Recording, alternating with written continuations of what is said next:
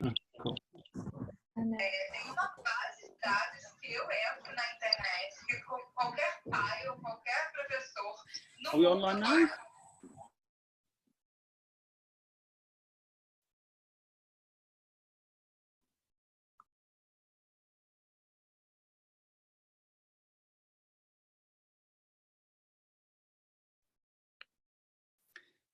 Hi, hello, and welcome to this London Climate Action Week event on central banks and climate change, the short and long view.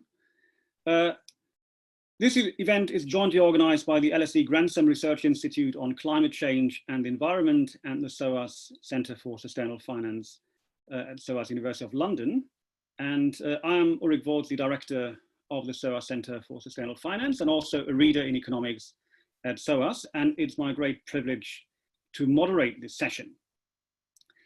Some logistics first. We have 90 minutes today, which will be recorded and posted online in due course. We'll first do a round of introductory remarks by the panelists, and then we'll have a discussion among the panelists, and I would very much like the audience, that is you, to send in your questions via the chat function. And I will then try to pick up the questions as best as I can and bring them to the panel. Let me now turn to the contents and introduction of the speakers. Central banks are once again playing a very crucial role in the crisis. They have been intervening on an unprecedented scale to avoid full-scale financial and economic meltdown. Many central banks have been taking dramatic action that would have been sheer unthinkable just a few months ago. And against this backdrop, we have also seen calls by some on central banks to also throw their full weight behind fighting climate change and supporting just transition. So many have pointed out that the COVID crisis now is actually paling in comparison to the climate crisis we are facing. So there are these calls for central banks to also fight that crisis on a much greater scale. But of course, others have said, no, this is not the role of central banks. We do, of course, all know that central banks have been, over the past couple of years, starting to work on climate change, on climate risk, gradually starting to integrate that into their frameworks. And yet we have seen very few examples during the current crisis where central banks have incorporated sustainability factors into their crisis response measures. So this is basically the backdrop against which we will now discuss how central banks can fulfill their mandates for macro financial stability and align their COVID response measures with the Paris Agreement and avoid lock-in to a high carbon recovery. But we're also looking beyond the short-term current crisis, and we want to discuss broader trends and changes that we may be seeing in the central banking space. So are we witnessing the dawn of a new era of central banking? And if so, what will or should the new normal for central banks look like? And I'm most delighted that I'm joined now by a dream lineup to discuss these issues. We will first have Shamshad Akhtar, who is chair of the board of directors of Karandaaz, Pakistan. And she is actually the former central bank governor of Pakistan and was the first woman to fulfill this role. And she's also, as a side note, on our global advisory board of our SOAS Centre for Sustainable Finance. Second, we have Danae Kyriakopoulou, and I'm very sorry for really bad pronunciation, who is the chief economist and director of research at the Official Monetary and Financial Institutions Forum, OMFIF, which is a stakeholder to the NGFS, the network of central banks and supervisors for greening the financial system. The third panelist is Nick Robbins, professor of practice in sustainable finance at the LSE Grantham Research Institute, and many of you will know that Nick was the co-chair of the UN inquiry into the design of a sustainable financial system, among many other great things that he has done. And last but not least, we have Adam Tooze, who is the Kathryn and Shelby Cullom Davis Professor of History and Director of the European Institute at Columbia University in New York, and a leading progressive voice who's made very important interventions on the role of central banks in both fighting the climate crisis as well as the COVID crisis. We put 3 guiding questions to all panelists. First one, what should central banks be doing at this point in time to support sustainable recoveries? Second, do you believe that the climate and COVID crisis will lead to a fundamental reset of the practice of central banking? And third, what needs to be the new central bank norm on climate? So let us start with Shamshad, who is not only the former central bank governor of Pakistan and actually also finance minister of Pakistan, but Shamshad also played a leading role as UN Secretary General at the United Nations and Executive Secretary of the UN Economic and Social Commission for Asia and the Pacific, as well as in very senior roles, including Vice President at the World Bank and Senior Advisor at the ADB. And there she has been driving the sustainable development agenda. So she's really combining both the central banking and the sustainability perspective. And we're most delighted to have you. Shamshad, please give us your take. And if I could please ask non-speakers to switch off their cameras so that we have only the speakers. Thank you. Thank you, Yuri. It's a pleasure to join all of you, such a distinguished group of speakers, but at the same time, a very informed audience, it looks like. So you were trying to introduce me, and it struck me that while I was a central bank governor, there wasn't a lot of speak on climate change, and it's perhaps those old times when central bankers were conservative tremendously and never entered into domains that were not typically theirs. But then when I went to the United Nations, and one of the key things that I faced in the United Nations was a crash course on the climate change, which all of us have to do simply because we are such great advocates of climate change. And in that context, I do remember that we are now criticizing that governors who initially have been very conservative and averse to talking about climate finance because of exactly the issue you pointed out about market neutrality, that they don't want to influence decisions to one way or the other. But then we do find that, and I firsthand witnessed this when I was in G20 as the Sherpa as well as on the finance minister's track, where when I talked in my 5 years about climate change coming from UN and pushing for the agenda, they were kind of, it's not our business. And then also when I used the word sustainable finance or SDGs, there was initially a lot of reluctance. However, there was a breakthrough within the G20 itself, and some studies were done and all that. So it's not just the central bankers who are also a part of the G20, but there are also the ministers of finance and the Sherpas who are development-oriented people, where they were, of course, political positioning of one country versus another. We don't want to talk about commitments on climate finance. Now, fast forward it. Your question is, of course, what's the short and long-term view? So my first order is that short and long-term priority must be a definitive course correction to achieve the net zero emission target by 2050. And we sometimes forget what are the basic contours, so I'd like to define this, because that net zero emission target by 2050 is critical to reduce the temperatures to 1 1.5 degrees centigrade, which I feel personally sitting in Pakistan at 45 degrees centigrade today. Complacency and inaction, of course, are costly. It is encouraging that now generally countries are preparing to enhance their national climate action plans, as was confirmed in the June UNFCCC deliberations.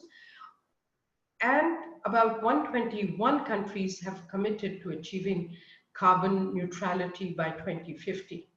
Since I've been in the corridors, I don't have that much faith in this progress. And I'm delighted that we are having this discussion, because central bankers and regulators are a very serious group of people who will make this hopefully happen if we are able to jointly convince them. So that was my first point. Second is that despite all the cause and evidence, we are still operating on business as usual, irrespective of the governments or the corporates.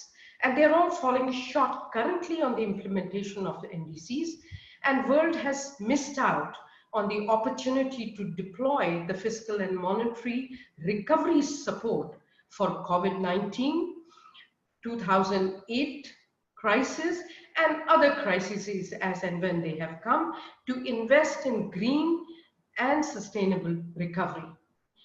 COVID-19 is considered the worst catastrophe to hit the world, resulting in cumulative loss to the global economy, as per the World by IMF count, of over 12 trillion, requiring global fiscal support of $10 trillion, and central banks have cut interest rates, provided liquidity injections, and restarted the asset purchase programs of larger magnitudes. Climate catastrophe, however, is anticipated to be more devastating, both in nature, scale, and scope. And of course, it does not respect boundaries as much as the COVID seems to have. You can still control cross-border movements of people.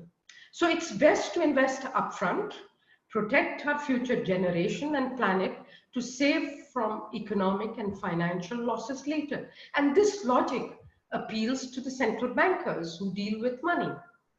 Hence, you see the growing appetite now of technical work and so on and so forth. So despite signals of global pandemic, economic and climate change episodes, every time we face a crisis, the storyline reemerges. We are not prepared. But then our central bankers say, we will do whatever it takes. Of course, funding is needed, but we need to prepare now for climate crisis and make sure that we are sowing seeds for sustainable growth and recovery, which demands preferential and priority access to sustainable development. That has an economic architecture that reinforces climate action, both directly and indirectly, through specific sector and thematic goals. That would make it sustainable climate finance.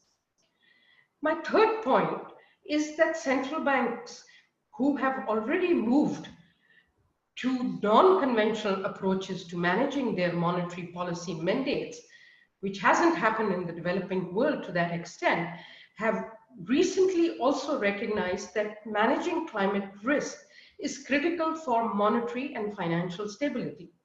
Sustainable financial alliances, institutional investors, non-profit organizations have become strong advocates and joined the ranks of climate financiers.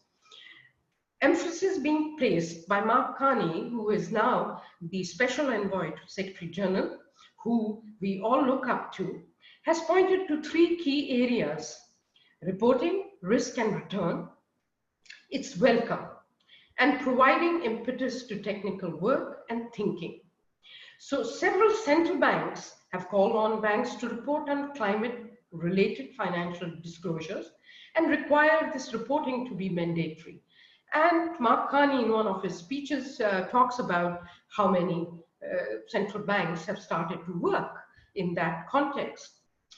But concurrently, there's also the examination going on the impact of climate risks and returns of companies and their business models. It is emerging to offer scenario analysis while calling companies to define their transition paths to reach net zero emissions. So I'm circling back to my first message. To conclude, I have a lot to contribute, but as you said, Yuri, we should come back and not take all the time up front. I think the big question is, what is different this time relative to COVID or others? Of course, in pandemic also, we had a lot of signals. Enough early warning signals have been offered by international scientists on alternate climate scenarios. There's a lot of technical stuff out there that forewarn global community and technicians to anticipate and prepare themselves. But cracks in multilateralism has weakened solidarity, cooperation, and collective action. Not all is, of course, lost, as there is a coalition of ministers of finance, there is a coalition now of the central bankers, NGFS, who's doing fantastic work, and many more alliances of sustainable climate finance, institutional investors, and advisory bodies like yours. So there's a lot of momentum on technical work, and we don't have to start from scratch. The most instrumental, I believe, is one of your works that is the Inspire study, which has been recently released. And it's very instrumental because I remember before that going to each central bank's website to figure out what are the regulatory approaches they have, and you've tried to take stock in one place of all that. And I think more of that kind of work will help figure out, is there broadly acceptance and movement or not? And my conclusion is we are far from it. Yes, the advanced ECBs and the central bankers in advanced countries have done a great amount of work, but we are not there if you actually measure how much of the banking sector financing flows are going through the right scrutiny or complying with the ESG standards, or for that matter, other standards. In contrast, there's massive scale of financing coming to meet the goals in Paris Agreement through other sources. So it will come under discussion that there are sustainable alliances, there are philanthropic organizations, there are multilateral institutions at work. So if we want real change and impact, we have to get these black-suited people to start thinking on how they can be the push and the force to force the companies through the banks who are accountable to them. But banks have to render companies to be accountable to reject the transactions which are not compliant with NDCs in their countries, or for that matter, to reject or to, for that matter, deal with the issue of stranded assets. So I'm going to stop here because I'd like to hear others too. Thank you, Yuri, for allowing me to speak here. Thank you so much, Shamshad. This was really a very, very interesting take. And I think your sense of urgency came across very well. And I think that's a very crucial point. And the question is, what can central banks really do now and not just develop tools over the next decade or so while the crisis is unfolding? So let me turn over to Danae. You've been very active in the discussion on central banks' role in addressing climate change, and you've been interacting a lot also with the central banking community. How do you perceive the current discussion in that central banking community, and to what extent is the NGFS really shifting the goalpost? Thanks, Uli, and thanks for organizing this discussion. I think this is a set of very pertinent topics that you've put to us in terms of what is the role of central banks now at the current point in time to drive sustainable recoveries. I think one thing that I would point out is that before this crisis hit, what we were all debating, not just about climate change and central banks, about the role of central banks in general, was what will happen when the next crisis hits? Will central banks have enough ammunition? Is their toolbox going to be empty? Are they going to be relevant in the next crisis? And I think what we've seen now with COVID is that actually they've been very innovative. They've been able to act. They've acted in a big way. The Fed, the ECB, the Bank of England, major central banks, we're starting to see quantitative easing programs in emerging markets as well. So I think that's an important thing to kind of start and frame the discussion, that central banks are still very active, important players in a crisis. And I know that Nick will talk more about the specific elements of the toolbox that they have to drive a sustainable recovery. So I won't go into detail there, but what I'd like to frame is the different roles that central banks have, because we can't talk about central banks as a general thing. They have different functions. And one, of course, is monetary policy. And we've heard from Shamshad about this in terms of their quantitative easing and asset purchasing programs. The climate change affects that role in terms of the price stability, inflation expectations, how weather events may be affecting uncertainty in predicting and forecasting inflation. There's also the very important role of supervision and regulation, which doesn't sit with central banks in all countries. In some countries, it's separate with supervisory authorities. That's why the NGFS is also involves supervisors, but let's put that in there as well. And then the third area is the reserves and asset management. And central banks, often we do a ranking of this every year, and their assets in total are around $40 trillion. So that's a lot of money. They're big players in global capital markets. And also through the reserves management practices, they have climate change considerations in terms of how it affects the returns of their portfolios, the liquidity and the safety of their reserves. And so far, the NGFS has approached the issue of climate change more through the financial stability risk angle. And I think that's an area that we're really seeing change now. And I think that's important because so far, the line from central banks was that this is within our mandate because climate risks could become financial stability risks. So what we are interested in is protecting the financial sector, the institutions we supervise, from this climate risks materializing and causing financial instability, making the portfolios of companies that that are in the financial sector suffer. And we heard from Shamshad about stranded assets, etc. And I think now the shift that we're seeing a little bit is that the materiality of risk can also go the other way. So it's not just about what is the risk from an oil price collapse into the portfolio of a company holding an oil asset, but how is a company holding an oil asset contributing to climate change, which can then be a risk to the whole economy. So it's both directions. And I think now with COVID, we're seeing that more strongly because we're seeing how non-financial risks can affect the real economy in ways that matter to the financial sector, and how real economy risks can become risks for the financial sector as well. So I think we're seeing that change in mindset a little bit. I think it's happening slowly, but I have seen it in discussions with the NGFS that materiality is something that is questioned more than it used to be before. I think another change that we're seeing is that it's no longer a long-term horizon issue. It's something that is affecting is a risk that is here and now. And I think with COVID, again, this is more important because we're seeing that these non-financial sources of risk can materialize in very direct ways and can be a thing for the short term and the medium term. And it's not just something that banks, asset managers, investors can put in their longer term planning horizons. They have to account for these risks now.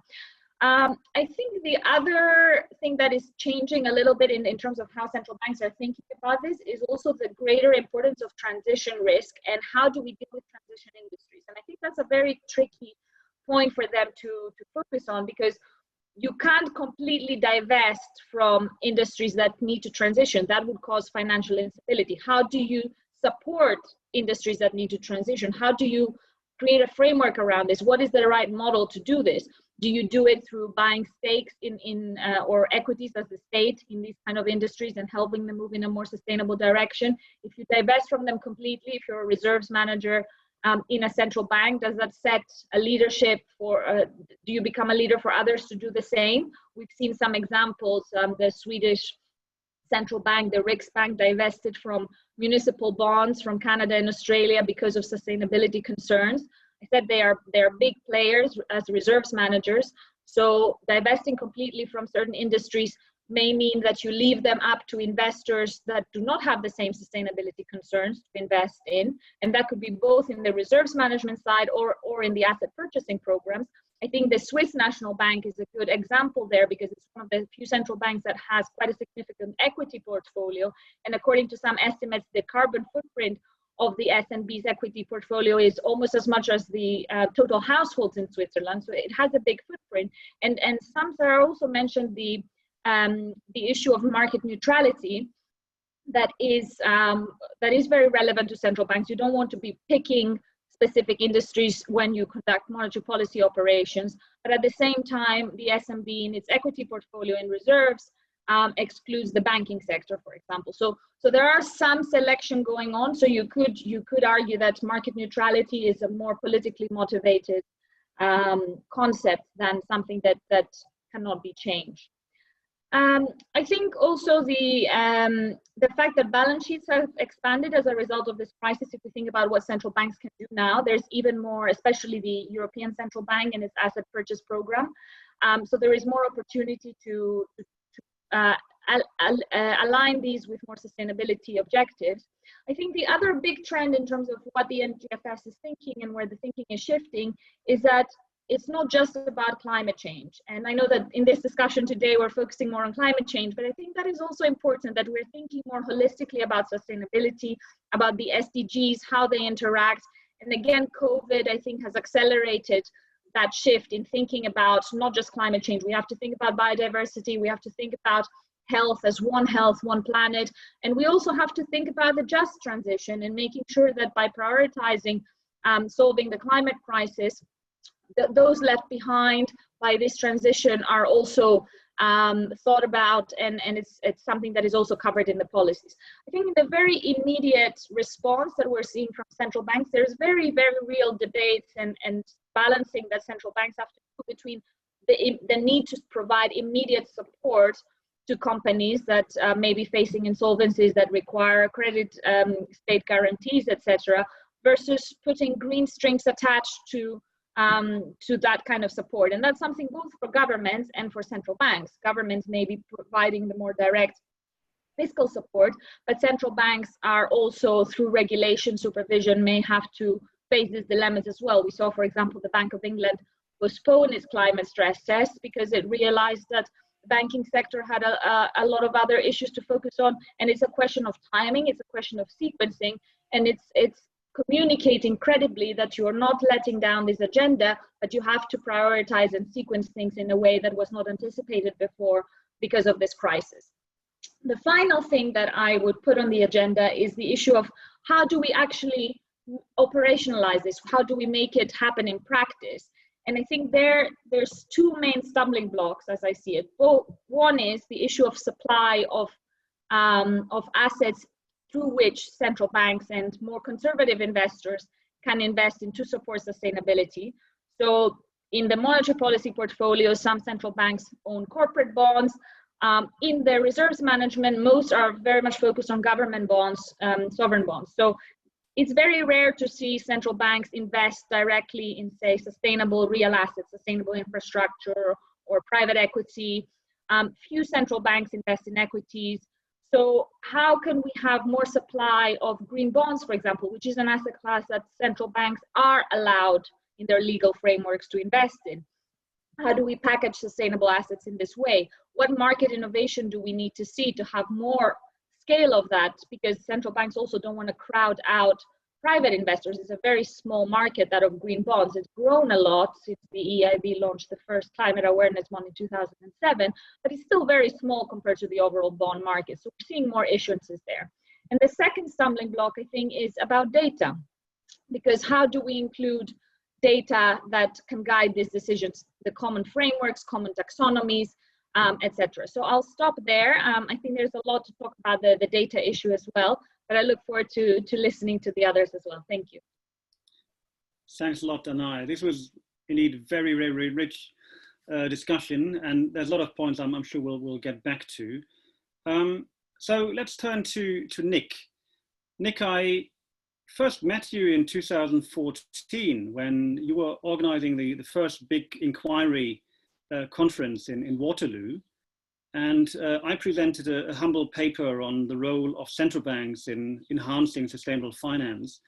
And even in that context, where we had, the leading sustainable finance people in the room, there was a lot of skepticism regarding the role of central banks in addressing climate change, being lead agents of change in addressing climate risk and so on. And you were one of the few people who were very clear that central banks really ought to play a leading role and need to govern the financial system in this respect. So a couple of years forward, where are we now and where do we need to get to?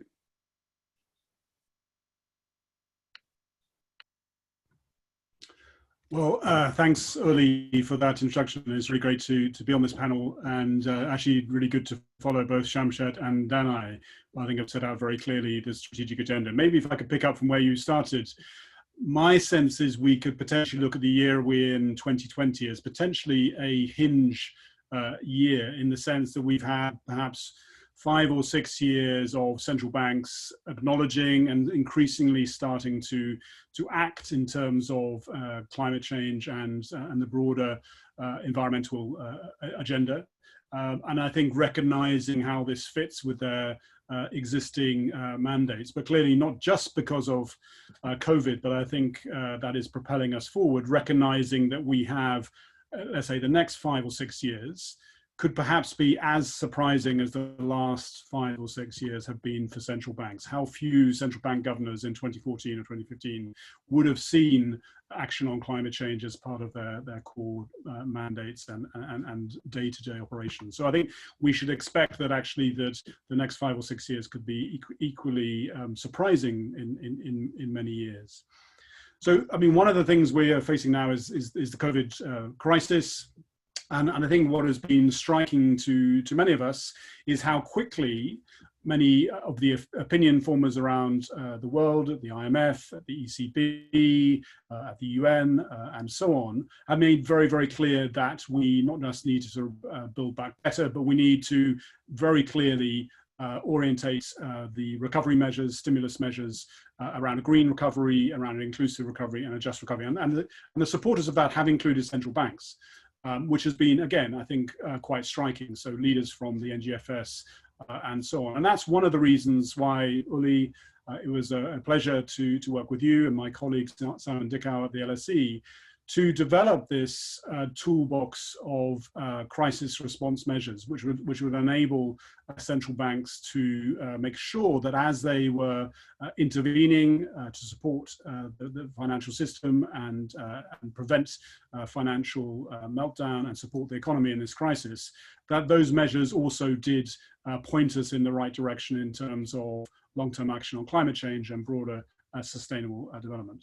So that's toolbox was prepared as a first effort. We've got 3 broad categories in there: monetary policy tools, prudential tools, and then other tools. And we've done a broad review of all the measures that have been undertaken.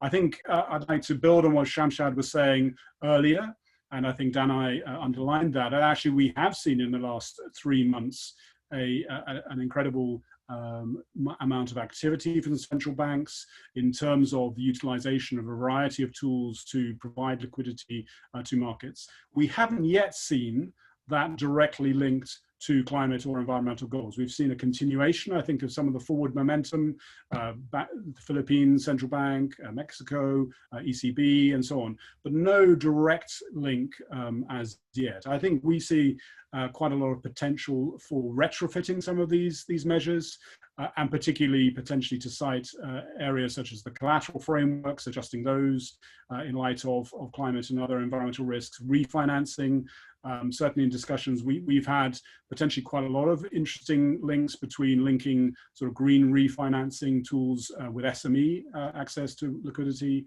asset purchases, and also then the portfolio management tools as well. So I think there are a number of areas that central banks could focus on in the current crisis, and I'll send around a link to participants of that toolbox. But as I say, I think central banks are still really in crisis response stabilization mode, and the next phase, perhaps the next 3 to 6 months, will be much more about integrating their climate commitments, which they're making, with their crisis response.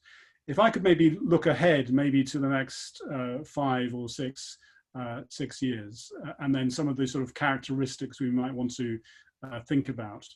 One of the striking things, if we're talking at the start about climate change, is one of the 3 goals of the Paris Agreement, as many of you will know, is to make financial flows consistent with low carbon development and resilient development in line with national development priorities. Now, at the moment, I think it's not clear whose job it is to make sure that that goal is implemented. Clearly, that sits with finance ministries, but in many ways, it sits with central banks and also other financial regulators and supervisors. So I think that one of the areas, as we are now focusing particularly on the net zero goal, will be a clear sense of central banks coordinating with treasuries and finance ministries is what part of that goal within the Paris Agreement lies within their responsibility in terms of making sure financial flows are consistent with climate security. Perhaps to build on this, I think one of the areas will be to understand for central banks, what is their relationship to the net zero goal?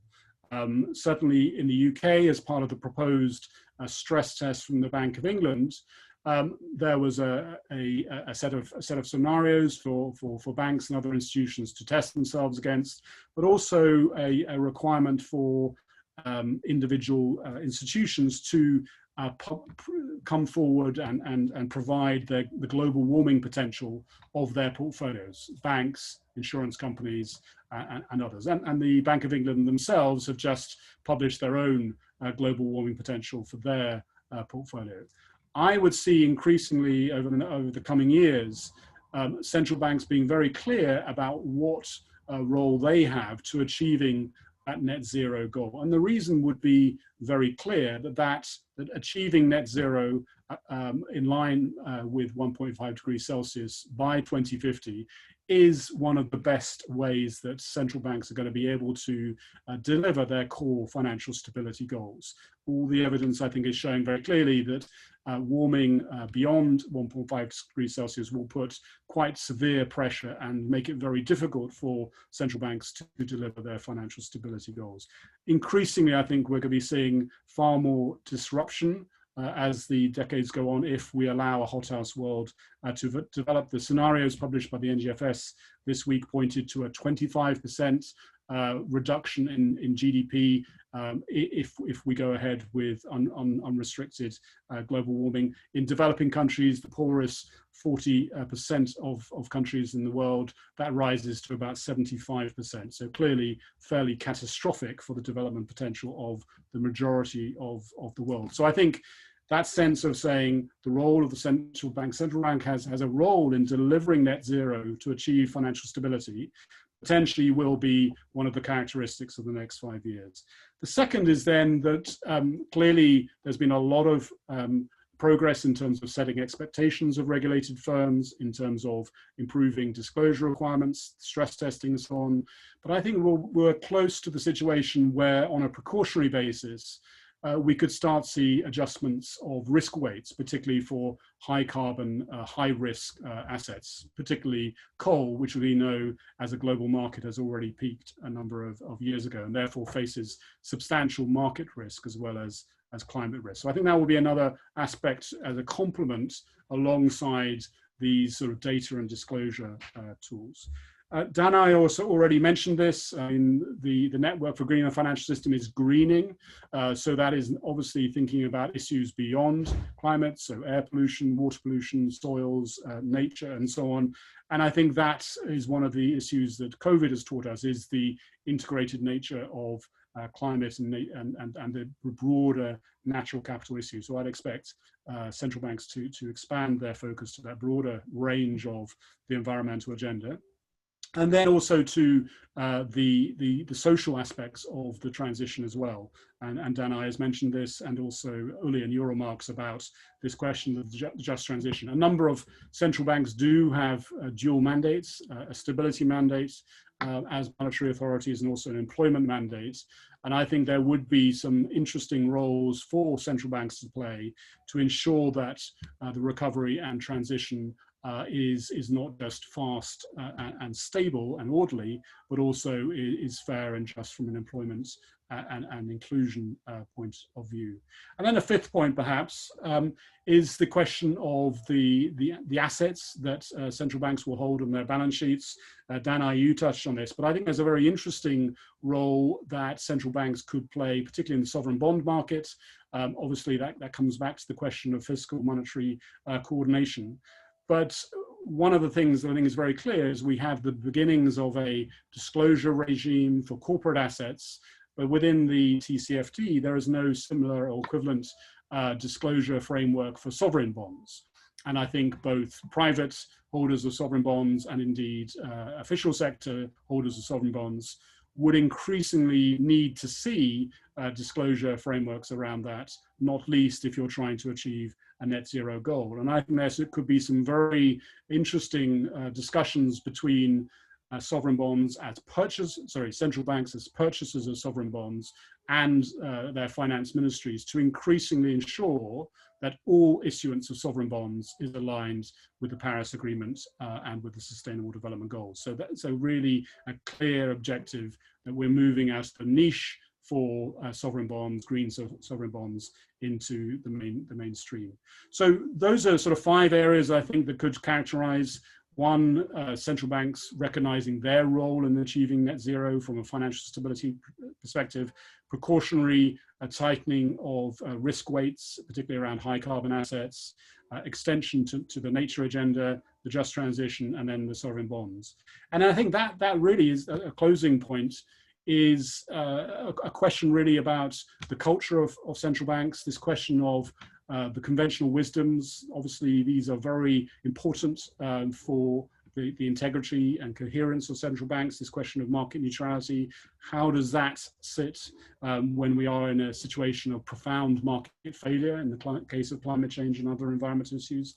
And then I think really an issue will be around the capacity, the skill sets, the behaviors, and indeed the professional culture of central banks, so that these issues are not seen as marginal, but really core to the purpose of being a 21st century central banker. So thanks very much. Thanks a lot, Nick. I think your closing point about the culture of central banking is really a key one. And I think that's also something where Adam can follow up nicely. Adam, as an economic historian, I think you can give us a bit of a long-term perspective on how central banking has changed over time and what changes may lie ahead of us. So as we've already pointed to, central banking is not just kind of one set of principles, but it is changing. There are different central banking cultures. How do you place the current changes we may be seeing in this bigger picture? Well, it's a pleasure to be here, Uli. I hope you can hear okay. Is this working okay? Okay, excellent. And to be on under this panel with people who have devoted much more of their career to actually engaging with central banking than I have. And so I feel come to the conversation somewhat as an outsider, but as a very concerned and interested commentator, and one indeed who does view the current moment from the point of view of a historical perspective, which in the case of central banking in its modern form has to go back half a century to the 1970s at least. But I thought I would start by simply, in relation to the questions that you asked us, Uli, about what we think normatively the objectives of central banks ought to be at this moment. I think the fundamental question is, how urgent do we think this problem is? And how urgent do we think key decision makers think this problem is? And I think the answer that Nick and Danae and Shamshad have given us is that people are beginning to wake up and smell the coffee. There is a sense, as Danae put it, that this isn't a problem of the long term or even the medium term, but this was an immediate problem. Shamshad has described, in essentially a generational experience of coming to terms with this. And Nick has obviously been a driver of that. But I think from all of them also, we got the simple message that the trajectory that we're currently on is disastrous. So, the bias in all of my answers to the questions that Uli posed is we need to do more. We need to do it more urgently. What we're currently doing is not enough. Whatever we're currently doing is not radical enough, as remarkable as it may be that we're even in the place that we're at. And clearly, it has been a spectacular change over the last 5 years in what central banks are willing to do on this agenda. But that has got to be the premise, is that whatever we're doing isn't enough. Because the current crisis is spectacular and is coming towards us with absolutely enormous speed and on a huge scale. And clearly this is a global problem. And so, coming as I do from an advanced economy kind of background, we have to absolutely step beyond the shadows of thinking endlessly about the mandates of the ECB or the troubled history of the Federal Reserve or whatever, because this problem needs to be tackled at least at the G20 level globally. And so we need to have resets in the policies of all of the major global central banks. The G20 plus basically a key to making this work if it is going to work. So I think those will be two preliminary statements. The next kind of preliminary kind of remark I would make is when we say, what do we want to change about central banking? Perhaps it would be useful to think about what the paradigm is that we want to shift. And Danae and Nick in particular spelled out in detail, as it were, what the elements of the moves are. And there are certain key terms that recur, neutrality being one of them. And I think that's not haphazard, that's not coincidental, right? Because the modern panorama of central banking, the possibility of talking about global central banks in the way that we are here, is the result of the rollout of a particular type of central banking in the 1990s across the post-Cold War world, and the adoption of that paradigm. And that paradigm had certain key ideas that were linked to it, and they form a structure. And the question is, how can we shift this, and what is entailed in shifting this structure? And I think the key terms, and they'll be familiar to all of us who are involved in central bank discussions at any time, are independence as the absolutely sort of bedrock of what central bankers are, which is why we can talk about them as a group. They are an entity and they have independence. One could discuss what that actually means. Part of their independence and part of their license to be independent is they have a limited remit. And classically, of course, that was inflation fighting, and that's why they were independent. And then, as Danae has pointed out, their actual roles have proliferated dramatically. They also profess neutrality, and I think that has a double edge. In other words, they're not picking winners. They don't engage in a sort of crypto-industrial policy, and they are also, as Danae was pointing out, managers of a global system. So they don't engage in various types of, classically anyway, the 1990s paradigm central bank does not engage in foreign exchange controls or capital controls. So that's another aspect of its neutrality. And all of that then licensed, and this is where we wrap back on the notion of independence, all of this was written into something that we refer to as a mandate, which is essentially, if you like, the contractual delegation to this group of technocratic, non-elected officials of certain tasks by whoever the political sovereign is. And classically, paradigmatically, in an advanced economy context, this is a question of the delegation of democratic authority. Of course, not all states are democratic, and so in those places, independence might mean something quite different. It might mean, for instance, I don't know, independence from a kleptocratic elite in the eyes of the IMF. But classically, the central bank independence paradigm is delegation from a democratic sovereign. So this is tied up quite tightly with the wave of democratic change that happened across the world in the 1990s. So when we talk about shifting the mission of central banks in relation to climate change, I think the question that we have to tackle, and we ought to tackle it as directly as we can, is which elements of this package do we want to shift? And often when you make proposals about green agenda to central bank policy, you will find a kind of double-edged pushback, which is you're threatening our independence, you're widening our mandate too much, or you're empowering unelected unelected technocrats to do things that they really ought not to be doing. And I think if we're to avoid that kind of opposition on what needs to be a journey of quite radical change, we need to tackle that head on. But before I go there, because I think that's ultimately a political question, and that's where I want to end up, I think we also need to address, and both, in fact, everyone has spoken about it, but I think we need to address it head on, which is that neutrality has to fall. Neutrality is one of the anchoring ideas which basically allowed massive central bank policy, but within a frame of market conformity, has to be problematized. We need to question what it means. We need to ask what authorities license what neutrality is. Often it's tied, for instance, to rating agency evaluations. We need, as Nick was saying, to question what neutrality means with regard to markets which are exhibiting absolutely catastrophic market failure, or just non-conformity with the announced targets of the government. So if we're trying to go for decarbonisation and we're aiming for a 1.5 degree path, and as we know from the work of Carney and others, the markets are pricing a 4 degree world, is there not then a mandate of intervention? So I think neutrality is one of the principles that has to be questioned directly. This is where, as it were, things will get difficult in the conversation, and where one can imagine resistance coming, because neutrality was a key element in the package of central bank independence from the early 90s onwards, because it suggested the central bank was not going to illegitimately mess around with market judgments. If we accept that we are actually in an emergency situation, and if we accept that we're there in part as a market failure, we can't, as it were, then also go along with neutrality. But let me come in concluding to what I take to be the absolutely fundamental point, which is that we need to think about the politics of these actions. And we need to think about the politics that, what is it that we're actually asking central bankers to do, and how are we legitimizing them to do it? And I think there's a sort of lack of clarity here, in part because there's a lack of history as to how this set of mandates emerged.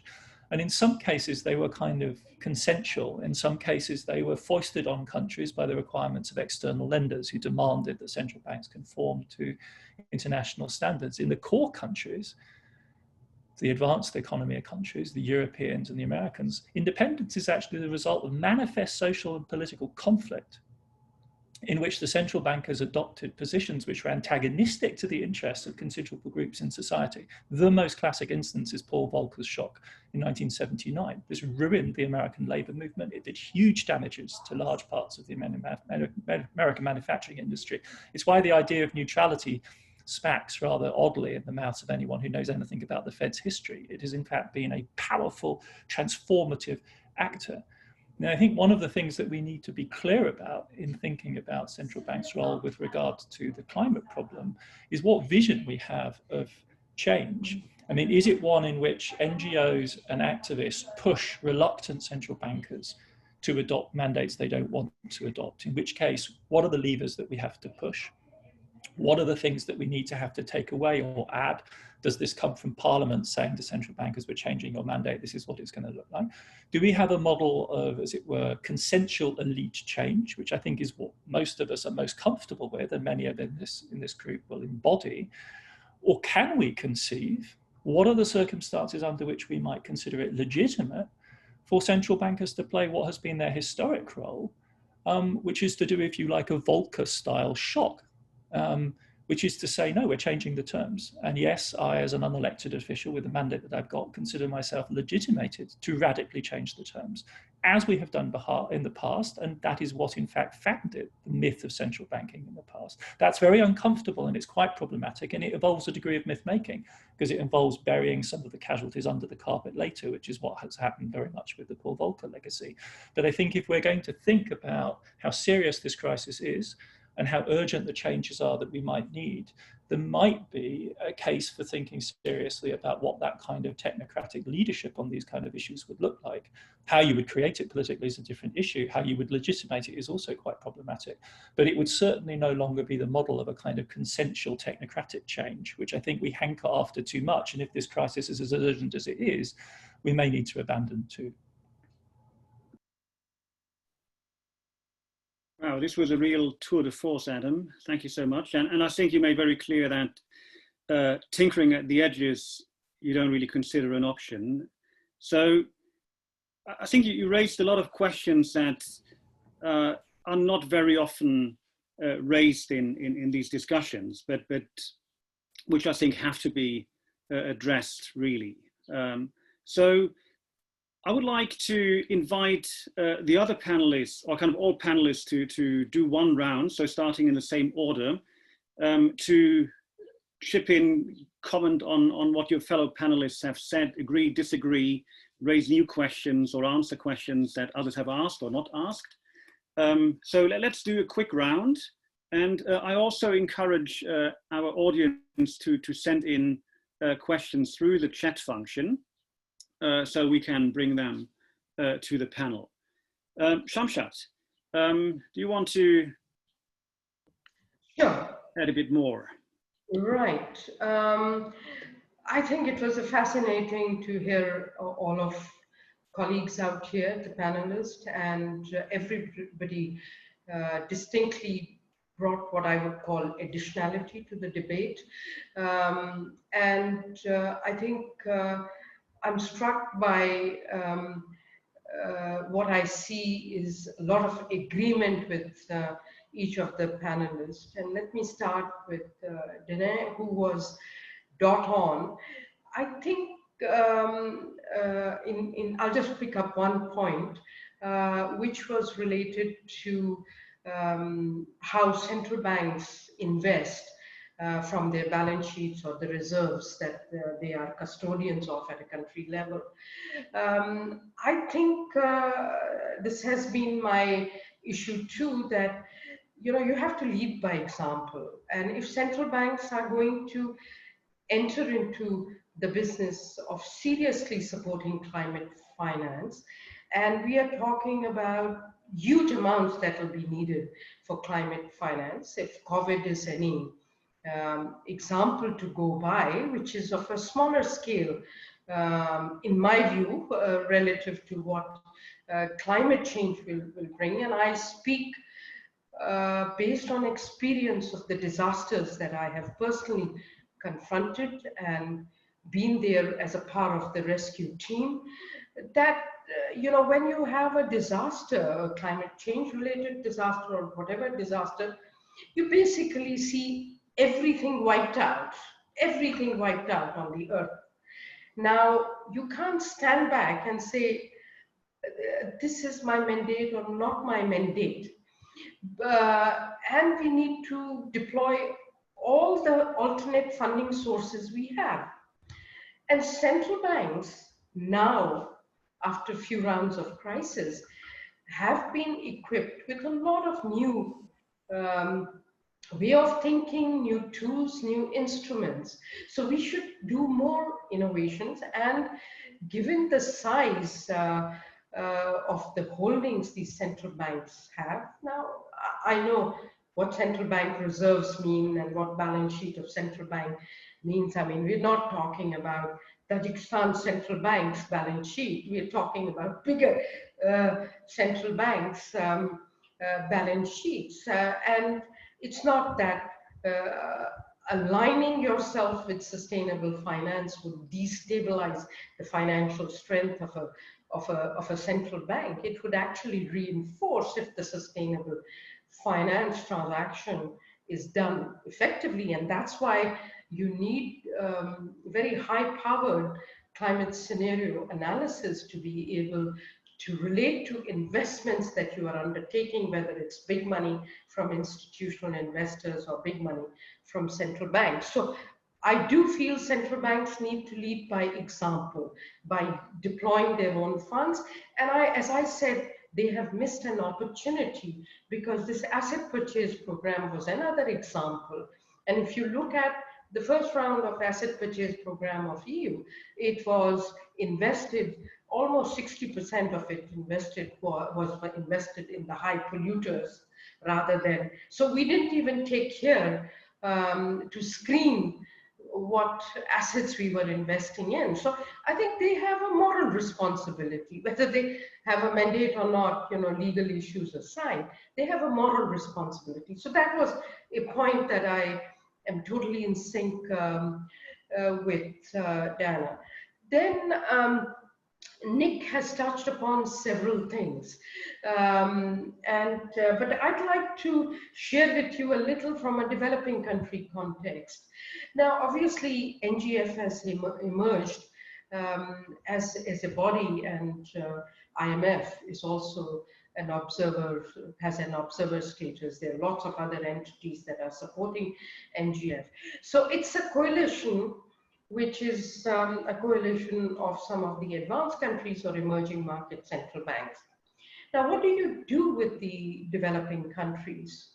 Now, the sophistication that's going to come from NGFS is a very welcome development, because it is talking about mainstreaming the impact of climate change in the decisions on monetary stability. I mean, it says it in much more sophisticated manner, but because our audience would be also people who may not be an economist, so I'm trying to translate this, because I think climate stuff has to be talked about in a simple manner so that everybody understands.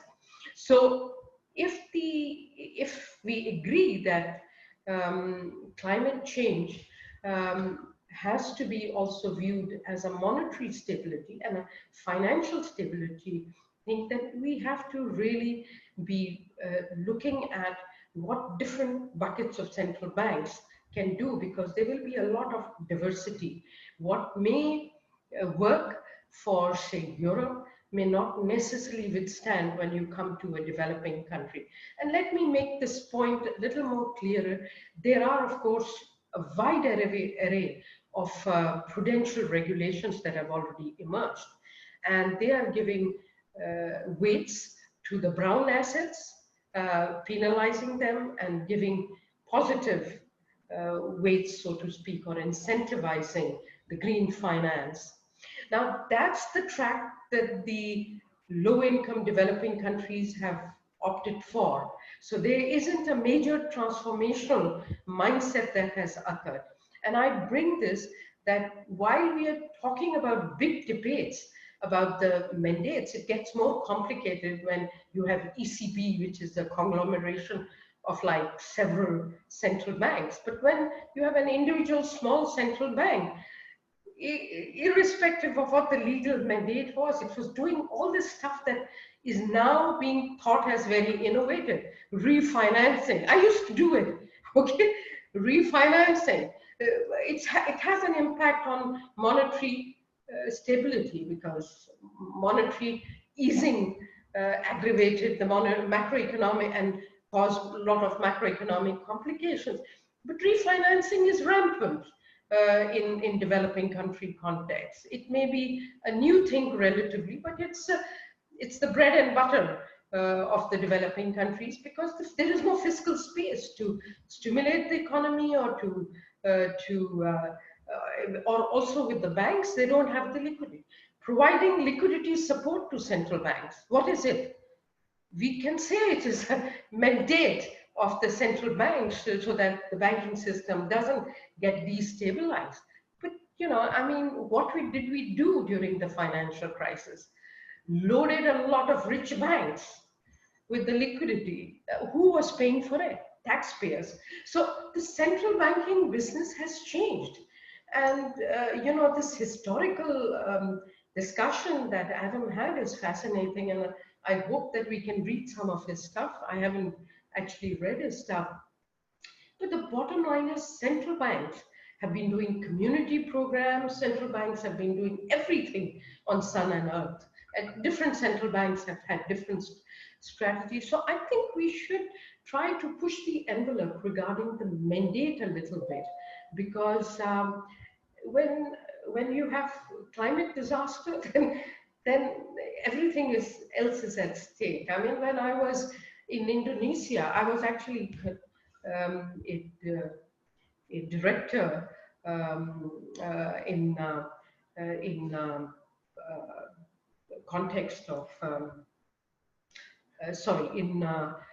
I was very much worried about what was going on when everything was burning as a result of the crisis that we all faced during the disaster in Indonesia. And everything was burnt when you went there. And it was a lot of important people who went for the rescue. Everything was burned. Now, you could have different debates saying, should I do this and should I not do this? Should it be funded from a fiscal support or should it be funded from the local or municipal government? No time. 30,000 live bodies were buried in a hole that was just created. Ban Ki-moon was there, I was there from Asian Development Bank. We were just thinking on how to handle this crisis, which was a disaster. All the land, all the oil, everything was there. So I'm saying we need to prepare.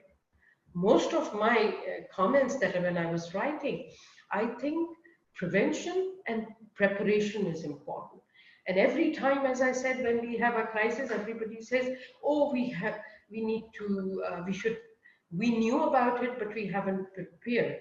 And yet we go ahead and provide pretty generous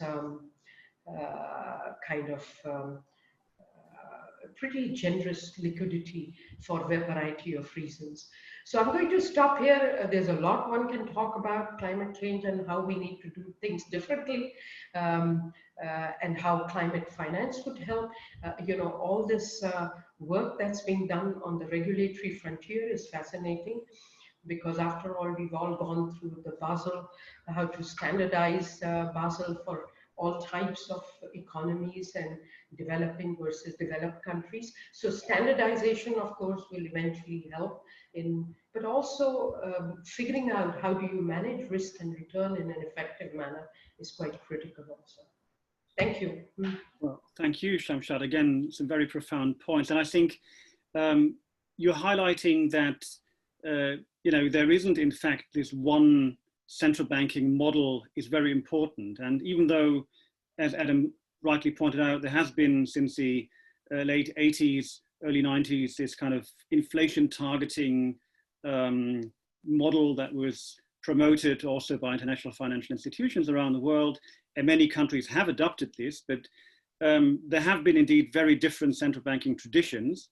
And even though quite a lot of central banks in developing countries adopted inflation targeting on paper, in practice, there has been a lot of much more pragmatism because also the immediate needs for central banks to support, say, financial market development or kind of industrial policies of governments and also issues like financial inclusion have been always on the agenda in most developing countries. So I think that's a very important point.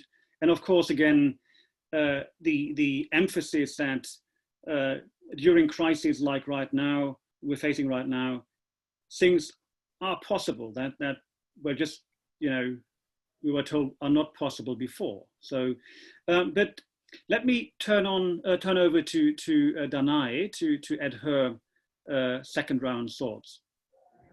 Thanks, Uli. Yeah, it's been fascinating to hear everyone speak. I've learned so much from all of you. Thank you. I'm conscious that a lot of questions are coming through, so I'll keep it brief because I think these are also really interesting. I've been looking at them. I'll pick up on just one point, and I think Shamshad also mentioned it.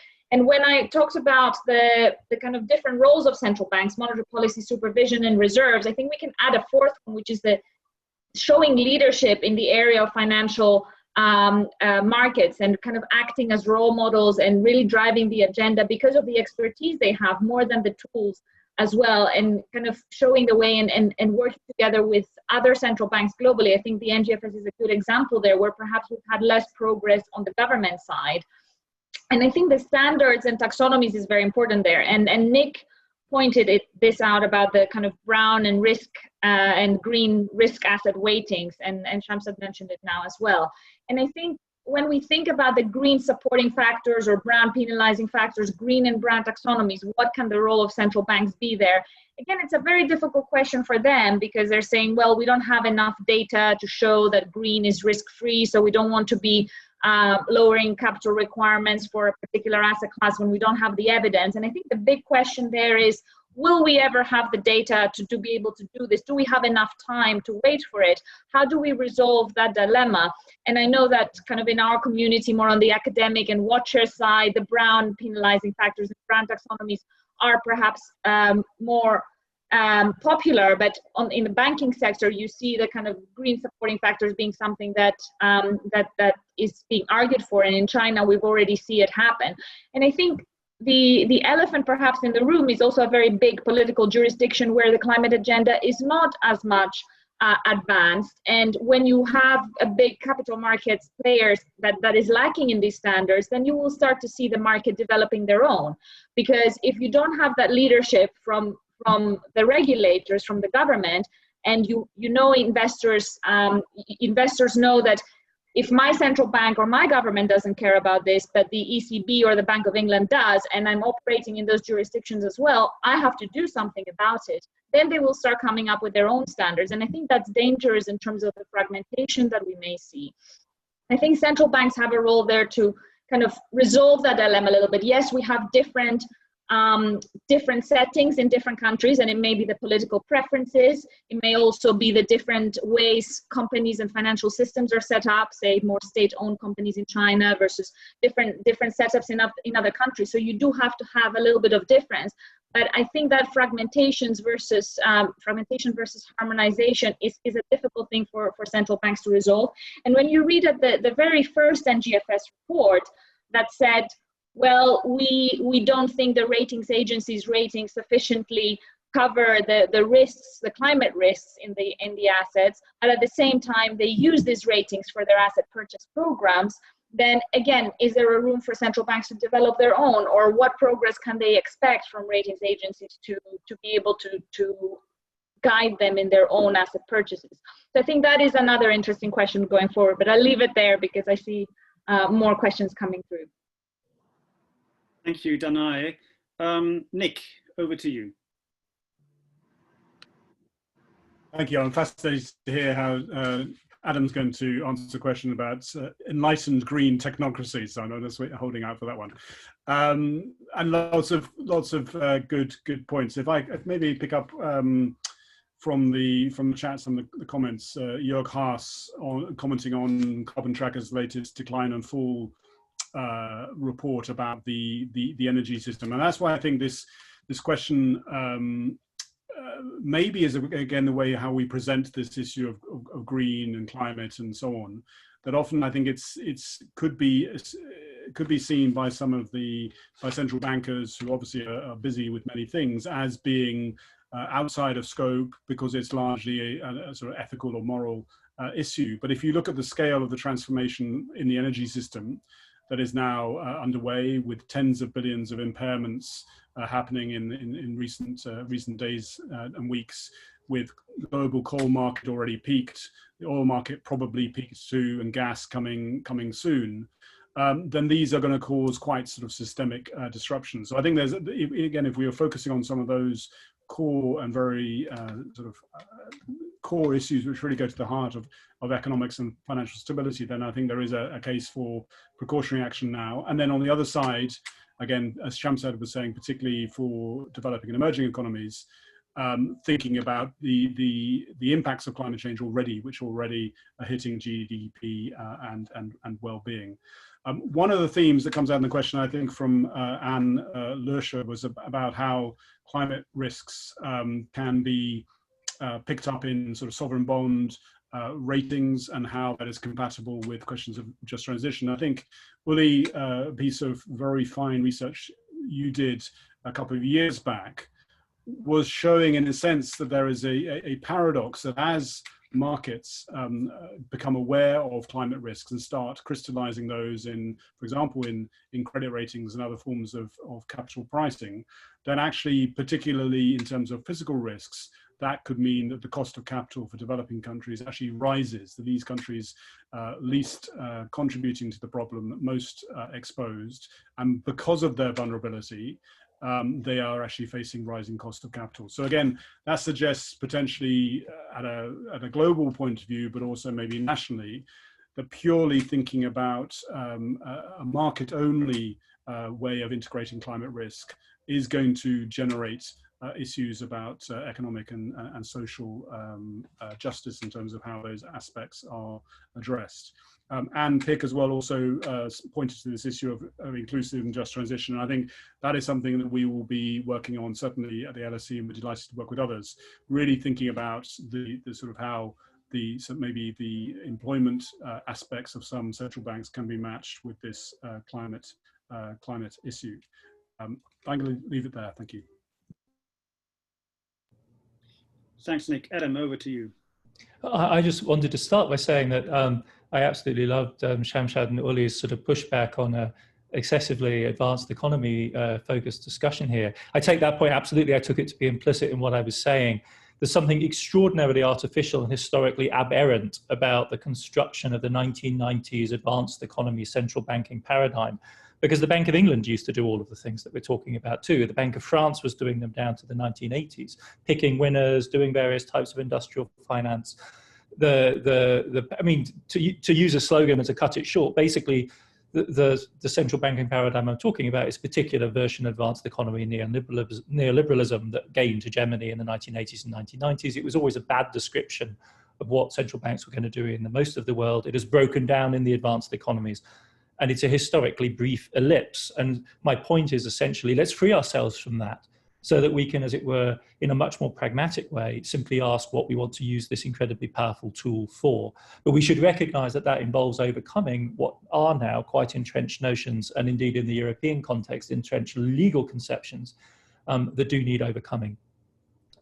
So completely d'accord. In terms of post-colonial criticism, this would be, as it were, a move to provincialize the Bundesbank or the Federal Reserve model, and that would be indeed what we should be doing. And clearly, if on the one hand, as Danae incredibly tactfully remarked, there is a missing elephant, which is the Fed. At the other end of the spectrum, of course, there is the People's Bank of China, the new game in town, if you like, that is a completely pre-liberal, post-liberal, just non-liberal actor, which mobilizes the entire resources of the massive Chinese power apparatus to do whatever Beijing is pushing and to manage all of the ensuing problems. So this, I think, is exactly the space that we need to be in, a discussion about central banks beyond the pieties of the 1990s. And the more quickly we can let go of those, the better. And as much as I have respect for the likes of Mark Carney, the limits of his reform program are precisely that, as it were, he is one of the great exponents of that paradigm, and that does constrain what he's going to be able to do. The nub question, and Nick pointed it out, that Daniela Gabor unsurprisingly put to me from the audience is, okay, so if we're going to do this, like if we imagine ourselves a green Paul Volcker, somebody who will break things and move fast because he understands there is a crisis and therefore this is a historic turning point, and where is the action here? Where does that energy come from? This is indeed the crucial question, and I don't know that there's a good answer. And to that extent, this suggestion is to some extent a counsel of despair, and I would admit that. Why? Because we have to be clear about what the very powerful interests were that sat behind that paradigm that emerged over the course of the 80s and the 90s. It's not just something that was spun up by a group of technocrats, or that was simply the legacy of German neoliberalism from the middle of the 20th century. This, after all, is the counterpart to what other people, using another slapdash term, know as financialization. This sort of central banking is the counterpart to the hypertrophic growth of the financial sector. And those were the interests that, broadly speaking, it helped to instantiate. Daniela refers to, capture and the problem of greenwashing. That too is the demon that needs, the monster that needs slaying. And it's not obvious where the political forces for that kind of reform program come from at the same strength and with the same capacity that they came out of conservative politics and, neoliberal versions of social democracy in the 1980s and 1990s. So it's not clear to me that we do have a good answer for that. And to that extent, we may be involved in various kinds of improvisation to get us through this phase crisis, and they may involve the kind of thing that Jörg referred to. You know, sufficiently scary reports may convince powerful people that they do indeed have an interest in moving, because things are going to break. Big things are going to happen whether you like it or not, and you may need to be ahead of the game. But I think that is the political challenge, and Danae referred to it in a question she posed as well. How do you build the political constituency powerful enough to say, we are now going to change the mandate, we want to change the terms of the central banking paradigm? And it may be because I'm coming from the United States, where this question is completely open and the politics are very bare knuckle, and the basic principles, there is no consensus. But I think that conflictual element is what I want to put on the table. There's a sense in which the conversation in Europe and in the more sophisticated emerging market and developing world actors is too polite, because it takes for granted the level of agreement that is not there in the rougher edge places in the world, and below the surface may also not be there in some of the more bien-pensant corners. And when the going gets tough and the choices are more difficult, that resistance will remanifest itself in the sense that you know, neutrality will be a harder principle to give up than people imagine, and it will be harder to, as it were, penalize brown assets than to stimulate green assets. And this is not by accident, because powerful interests are engaged.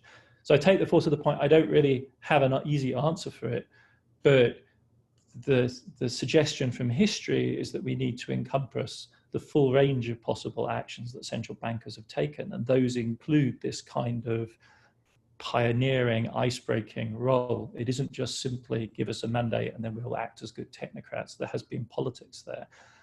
And given the urgency, it goes back to the original move, is the crisis as urgent as we think it is, then do we derive legitimacy from that? Are we willing to do a ends justify means type move?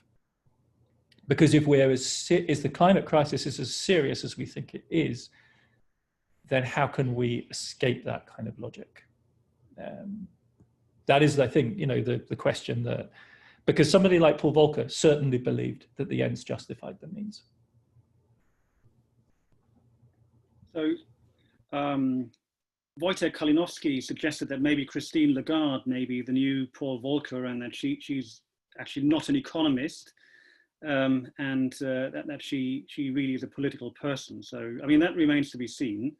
But it is indeed interesting to note that quite a lot of people who have been pushing the climate or sustainability agenda in the central banking space are not economists. So if we think of Frank Elderson, he's a lawyer, you know, the chair of the NGFS, and so maybe it actually takes a non-economist who's not brought up in you know, kind of this rather narrow thinking about central banking to make this change. But so we have a bit of a problem now insofar as we still have a lot of very good questions, but we have only 9 minutes left. And I would like to use these 9 minutes to pass the floor again to each of you for a very quick comment on what you think needs to be done now. So be it either kind of in very short-term thinking, or kind of, do we need kind of a new Bretton Woods where everyone gets together or whatever. But so what are the kind of, if you could take one action to bring to the central bankers' agenda, what would that be? And I maybe start again with Shamshad.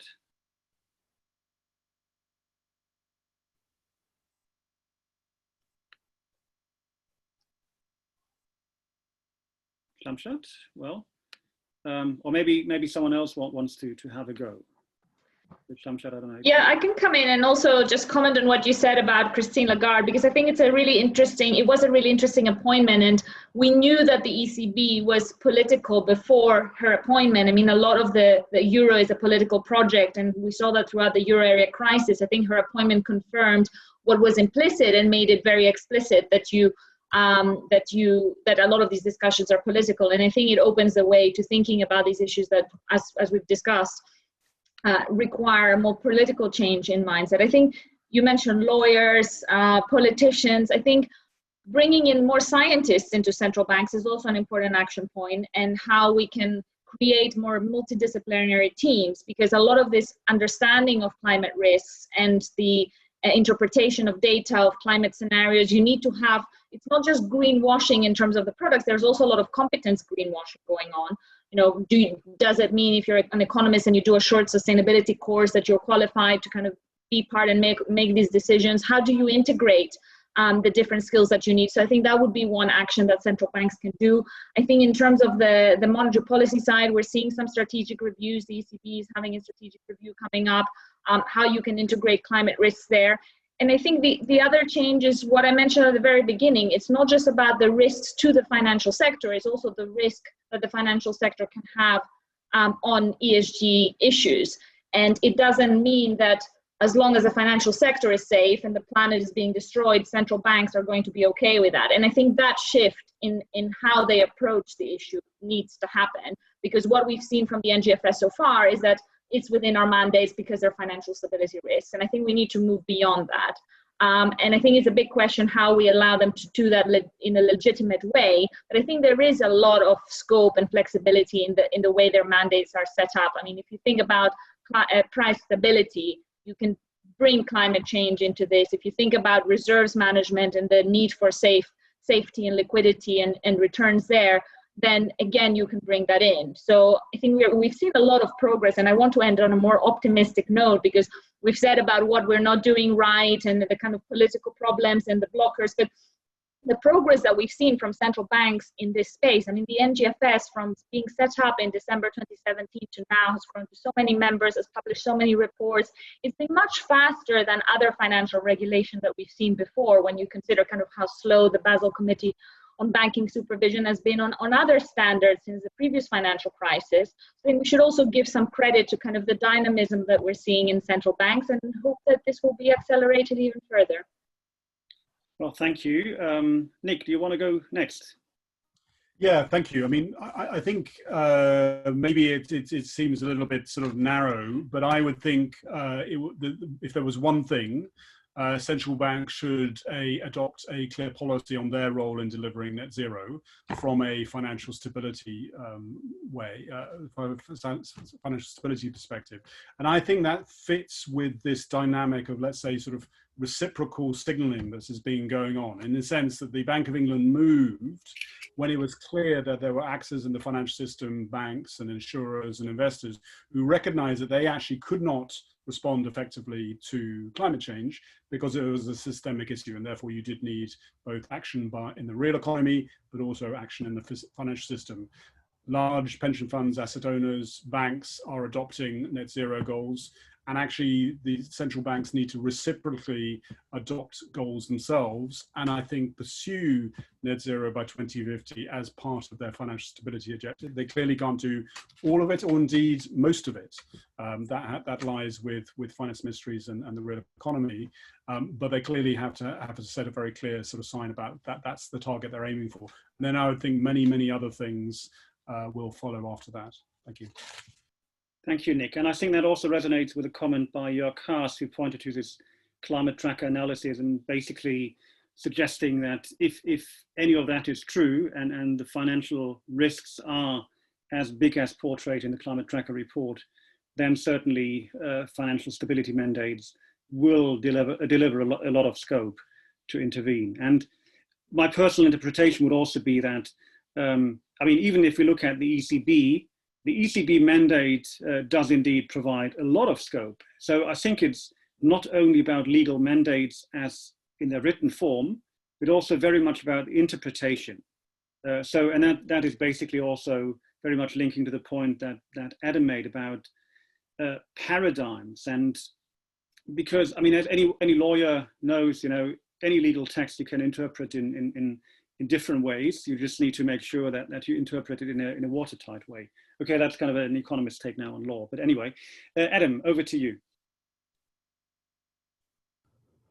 I think it's telling that both Jay Powell and Lagarde are lawyers. We're in a kind of post-wonk central banking world right now, as far as those two are concerned. Anyway, it's no longer the world of the Ben Bernankes, and the Mervyn Kings and so on, which is an indicator of the way in which the paradigm of central banking is changing. One thing, I mean, it's a version of what both Nick and Danae have said, which is I think we should abandon the principle of neutrality.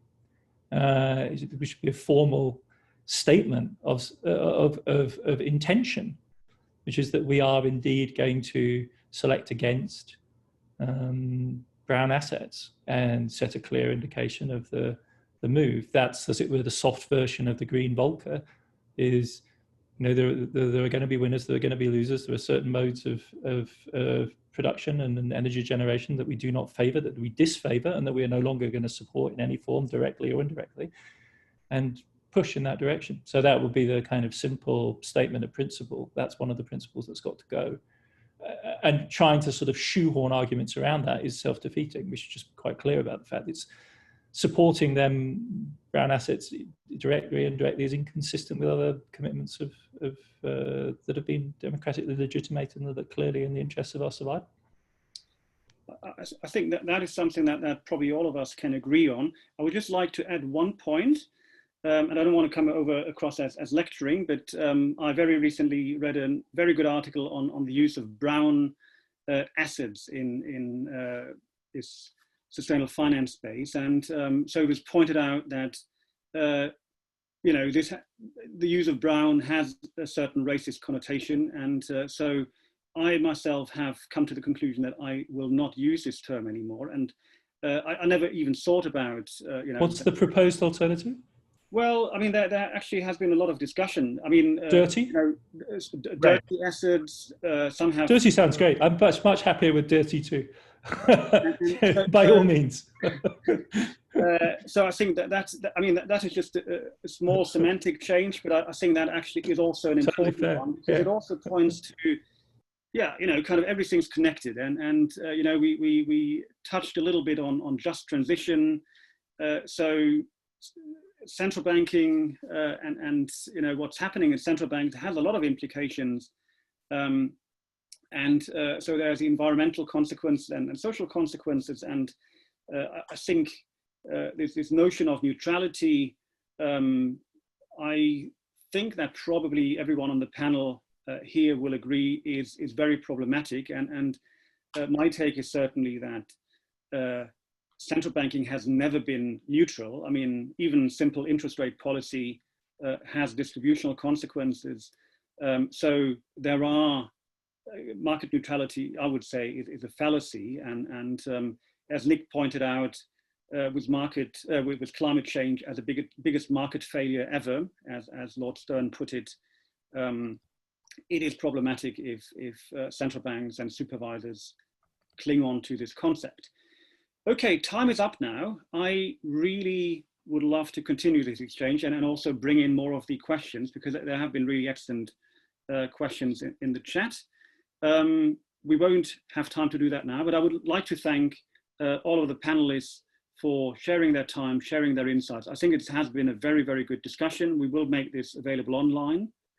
So also people who could not sign up because we were actually oversubscribed could watch it. And I hope it will contribute to a discussion that I think we really need to have on the role of central banks, their relation with the political space, and all these very political questions that really are important to address this very urgent problem. So thank you very much. We will close now, and this is to be continued. Thank you. Bye-bye. Thank you, Lee. Thank you. Thanks all.